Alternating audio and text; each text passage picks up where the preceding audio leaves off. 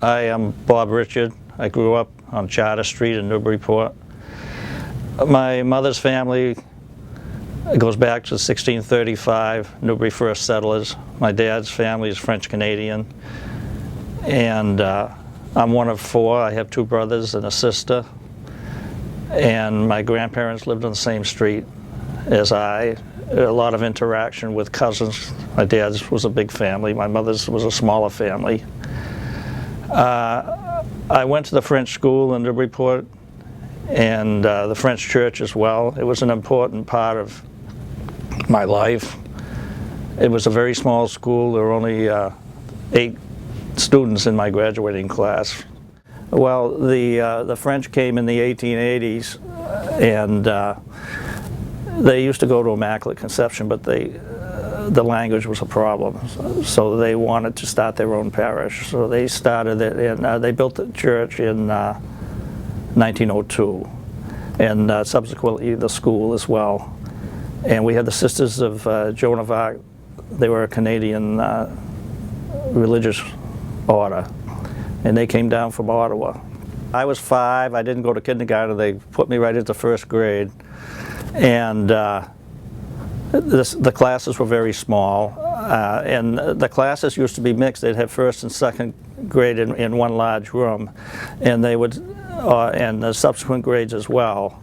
And they would start lecturing to one grade while the other grade was doing an assignment. That there were probably 30 in both grades. And our classes were taught exclusively in French in the morning, and in the afternoon the classes were English. And we were asked to be altar boys, my brothers and I. We had to learn the prayers in French and also the prayers in Latin. Well, the French school closed in 1963, and the French church, I think around the year 2000, the French church closed because the Archdiocese wanted to consolidate parishes. There were too many small churches. The French masses stopped probably in the 60s, and it became all English. Actually, there was 3 generations of us that went to the French school. My dad, me, my brothers, sister, and then the school closed, but my son and daughter went to Sunday school at the French school. And actually my son became an organist through the French school. He was a young boy, and I used to sing in the choir, and he used to watch the organist play, and he'd come home and replicate what she played on the organ. He was a very young boy. That's awesome. And the organist became sick when he was about 8 years old, and they needed someone to play the Mass and to accompany the choir, and my son did it at 8 years old. And he did a great job. And subsequently, he's the organist at Immaculate Conception Church, as well as the other job. So it was a big part of your life. A big part of our life, yeah. My mother was not Catholic, but when they got married, they could only be married in the rectory of the church. They could not be married in the church because my mother was not of the faith. But she had to promise that she would raise us as Catholics. And she was the one that made sure that we went to church and went to the French school. My father wanted us to go to the French school. But it was not her faith, but I credit her with following through.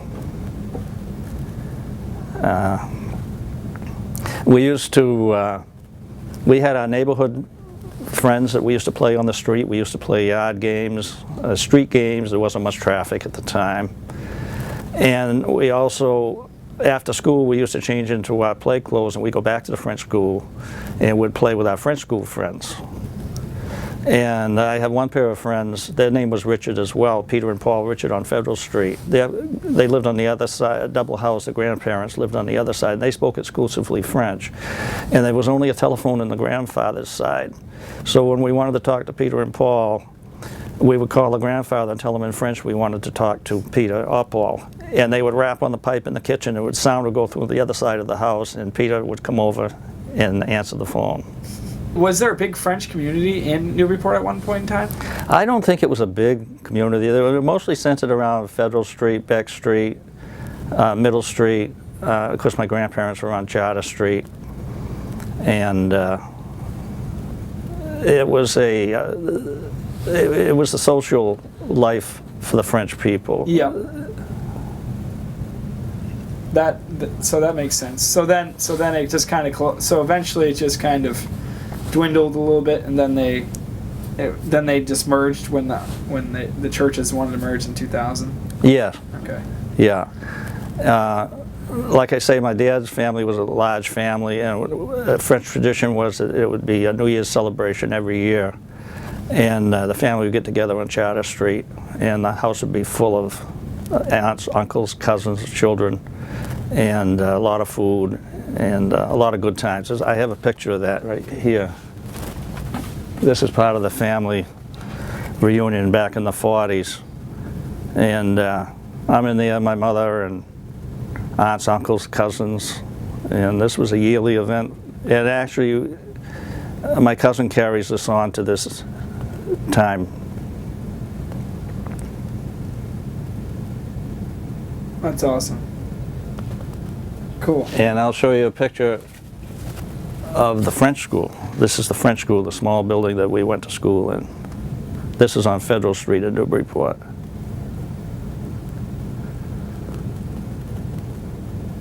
There used to be a skating rink there, and we used to skate in the winter, and the nuns used to don skates, and they would come out and skate with us. It was really thrilling to see the nuns in their habits skating, and the habit floating in the back, and all you could see was 2 feet wiggling on the bottom.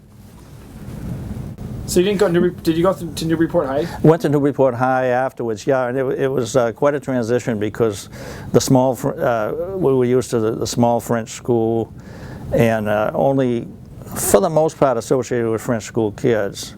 And we got to high school, and I was somewhat overwhelmed. It took me about 6 or 8 months to adjust. There were actually kids that lived in the north end of the city, because we were assimilated only in the south end. A lot of times, people from State Street down, it was called the south end, and we weren't allowed to go up to the north end. I don't know why. There was just this imaginary line. Yeah. Yeah, and so the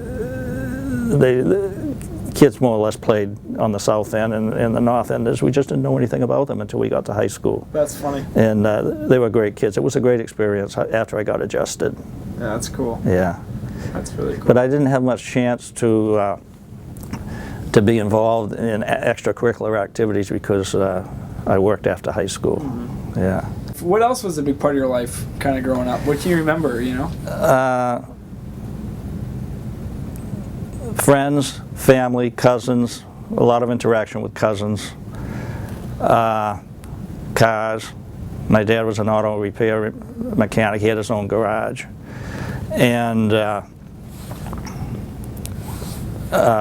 when we got into high school, my father didn't want us hanging out downtown. A lot of the kids used to hang out downtown. And he says, you guys are not going to hang out downtown. You guys are going to come to work for me.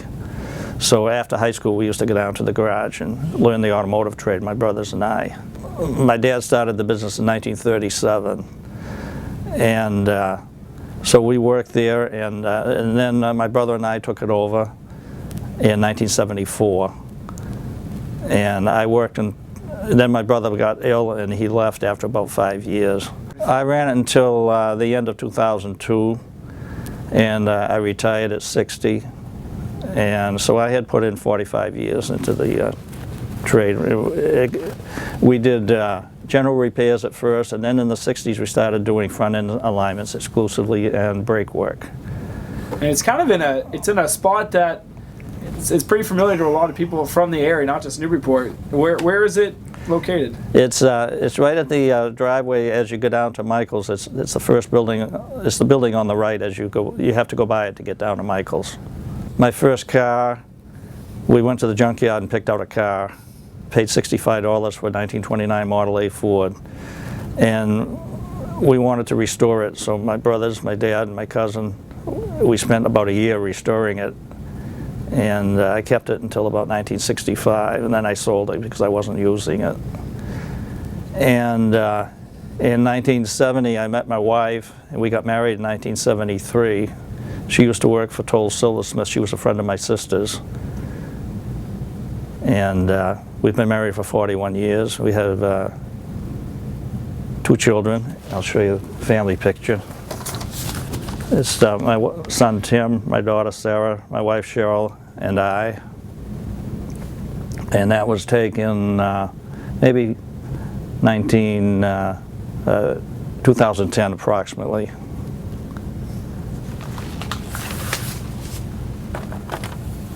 Oh, this is our wedding picture. It's my mom and dad, Cheryl and I. My dad's name was Benny, my mother's name was Gert. And my dad was synonymous with old cars. He had many old cars. He restored many of them. I don't know if this is the house where I grew up on Charter Street. Number 22, it sits in the back on the right. It's recently been restored. And this is the garage property. My dad bought it in 1941. No, I think he bought it in 45.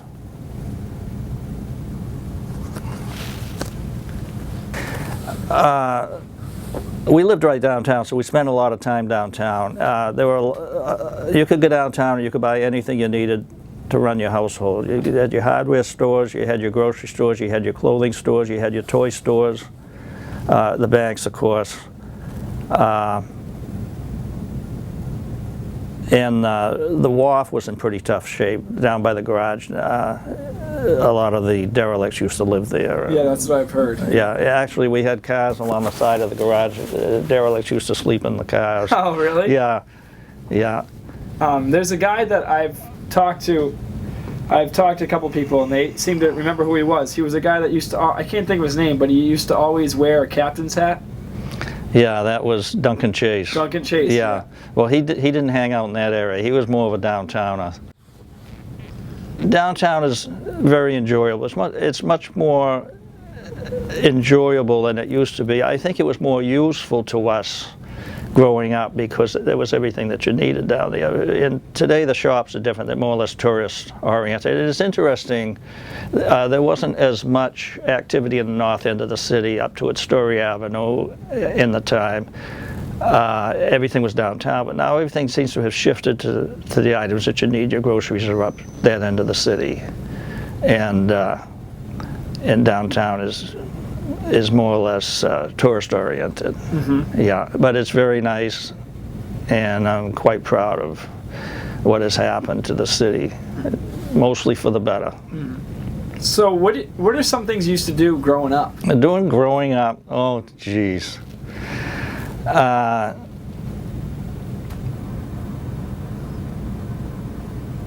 We used to collect stamps. We were in the Boy Scouts. Boy Scouts that got us collecting stamps. We used to play sports.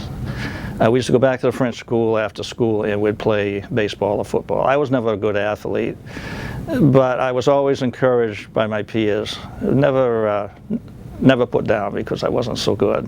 I remember we used to buck up the bat to see who was going to be teammates, and I was usually the last one.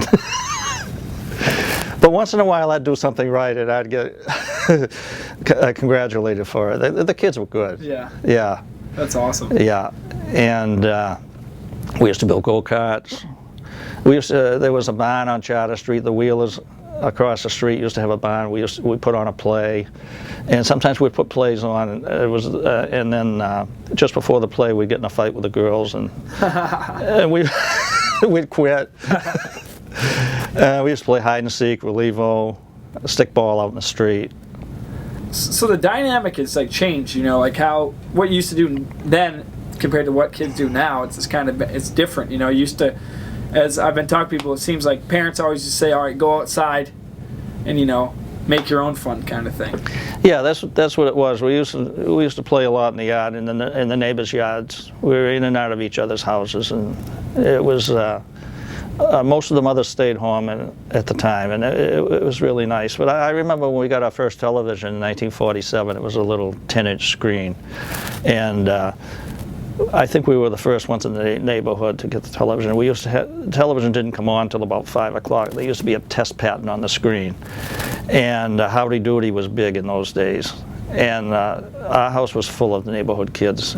I'm sure. Looking at that test pattern, wait for Howdy Doody come on at 5 o'clock. That's awesome. Yeah, in the whole living room. My mother just loved it, having all the kids there. I'm sure. Yeah. That's cool. That's really cool. And One second, let me just fix this.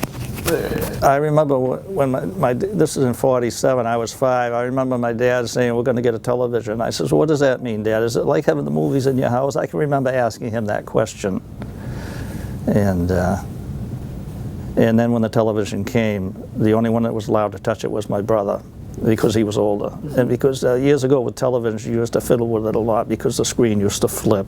Yeah. The controls didn't stay into place. Well, not old enough to actually remember the war, but I can remember having condensed milk at home, and I can remember because of the sugar shortage, and I can remember having margarine. My mother would put a tablet in it to make it yellow because there was a shortage of butter. And I can remember the toys after World War II. They were worse than what the Chinese toys are now. And I can remember having a little Jeep, and I looked inside the Jeep, and I could see it was made out of a Schlitz beer can, and it was made in occupied Japan. I can remember the Korean War. I can remember there would be these stars in the windows, and I guess it was I think it was probably a family that had lost a serviceman. And then the Vietnam War. So let's talk about, do you remember the death of JFK, or do you remember anything from Yeah, I was working at the garage, and somebody came in the garage and told me that JFK had died. And geez, I thought, what's going to happen to this country now? I mean, JFK was so popular, and he seemed to have everything in control. And I remember watching television for 3 days, and I actually recorded the event on my old tape recorder. It was just such a sad time. And then there was the assassination on television of Jack Ruby. We witnessed it live. It was incredible. And well, the country got through that, but it was tough times. Yeah, people were really, they felt really close to John F. Kennedy, especially in this area, because he was a Massachusetts boy. We used to do I used to do a lot of reading. I like historical, factual accounts, and even to this day, I just love to sit down with a good book. I just read a book last week about the horrors of Andersonville Civil War prison. It was it really brought a lot of the conditions to light for me. And what else did I read? Chief Justice Sotomayor's book. It was a compelling story. I just love to curl up with a book and read. I mean, sometimes I'll sit in the room with my wife and she'll watch television, but I don't find television today that entertaining, so I'll just sit next to her and read my book. That's cool. Reading's a big, important part of my life. My cousin and I started doing the Richard genealogy, and he is a Capuchin missionary, and he's in Honduras, and he's a year or two older than I. And we went to the American Canadian Genealogical Society to research the Richards, and after we did that, I started getting involved in my mother's side. My mother always said I'm just a Yankee, but I started researching her family, and I didn't realize that we went back to 1635, first settlers in Newbury, and it was very, very interesting. Civil War veterans, Revolutionary War veterans, and I was just completely absorbed in it. So what was her maiden name? Her maiden name was Fowler, but there are Kents and Goulds and I would say there's a list of about 110 people that were first settlers in Newbury, and I think we have maybe 40 grandparents through that tree. Yep. Yeah. That's really cool. So that sparked your interest in being here. So what do you do now here at the library? Well, I've been volunteering here since I retired. I've been volunteering here for 10 or 11 years and help patrons with their research. I volunteer on Thursdays. And we're organizing a few things like here. Oh, I shouldn't. You're good. Yeah, here are some City Newburyport School Committee registers that were sent up from City Hall. They're cleaning out their basement. And I'm in the process of cataloging them and inventorying them. And we're going to find a place to put them, and we need to organize them. But there are report cards from 1843, Putnam Free School, Newburyport High School report cards, 1892. Wow. It's incredible. And there are attendance records, Jackman's, various schools in the city. So it's a great collection. Well, when I was probably old enough to get out and about, we used to do errands for neighbors. They would give us maybe a dime to go to the store to pick up a few groceries and go to the bank, do whatever. And then as I got into the 8th grade, I started working in people's gardens and helping the weeding and the planting and stuff like that. So that gave us maybe a few bucks at the end of the week. And then of course we worked at the garage. Yeah. Jimmy McGuire was telling me about how he used to get ragweed from down the river, and they used to pay him 10 cents. You know, they used to make some money doing ragweed or working at the farm where Spencer Pierce Little Farm is today, mopping floors and stuff. And 10 cents would get you into the movies. And he said that was a big thing back in the day growing up. Yeah. Yeah, we used to the three of us used to go into the movies for $1. We'd have enough each for a candy bar too. And getting back to work, Dick Walsh, who used to run a spinach farm down Newbury, used to pick us kids up at the French school, and we'd go up there, he'd drive us up to the farm, and we'd pick spinach. And we'd put them in buckets, and they'd weigh them. We got 10 cents a pound or something like that. But I know some kids used to put rocks in there to weigh down the baskets. Yeah, I've heard some about Dick. Jimmy was talking about Dick Walsh and how he had a big part, did a lot over there at that farm and things like that. Yeah, he did. It was another way for us kids to make a few cents. Yeah.